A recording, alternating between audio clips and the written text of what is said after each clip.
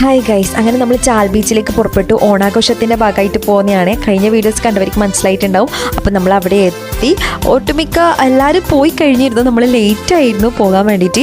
Xavi ഭയങ്കര ഹാപ്പിയാണ് guys. കാരണം അവന് 2ാം തവണയാണ് ഞാനിവിടെ കൊണ്ടുവരുന്നത് കേട്ടോ ഈ ബീച്ചിലേക്ക്. കാരണം അവനങ്ങനെ ഞാൻ പുറത്തൊന്നും കേൾക്കാറില്ല. ഈ കടൽ സൈഡേ പേടിച്ചിട്ടാണ്, തണുപ്പ് വരും എന്നുള്ള പേടിയുകൊണ്ടാണ്.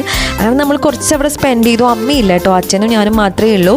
പിന്നെ എന്ന് പറഞ്ഞാൽ കുറച്ച് വൈകിട്ടാണ് നമ്മൾ എത്തിയത്. പിന്നെ നമ്മൾ അവിടെ പോകുമ്പോൾ തന്നെ ആൾ ഒഴിഞ്ഞിട്ടൊന്നുമില്ല. 6 മണി 6:15 ആൾ ഒരുപാട് തന്നെ ഉണ്ട്. പിന്നെ കളിപ്പാട്ടത്തിൻ്റെ സെക്ഷനിൽ പോയപ്പോൾ സാവിക്ക് ഓരോ കളിപ്പാട്ടം നോക്കുന്ന കണ്ടപ്പോൾ അച്ഛനൊന്ന് വാങ്ങിച്ചു കൊടുത്തു. അങ്ങനെ കളിപ്പാട്ടമൊക്കെ വാങ്ങിച്ച് നമ്മൾ പുറപ്പെട്ട് കഴിച്ചു. എന്തായാലും വൈകിയോണ്ട് നമ്മൾ കുറച്ച് നേരത്തെ പോകണം, കാരണം ലേറ്റായി, എന്തായാലും ലേറ്റായി. അപ്പോൾ നമ്മൾ വേസ്റ്റ് വന്നിട്ട് ഐസ്ക്രീമൊക്കെ തിന്നാൽ ഞാൻ പറഞ്ഞു സാവിക്ക് കൊടുക്കേണ്ട, അവൻ ഇതുവരെ കഴിച്ചിട്ടൊന്നുമില്ല. അച്ഛൻ വെറുതെ ഇങ്ങനെ വായിൽ വെച്ച് കൊടുത്തു.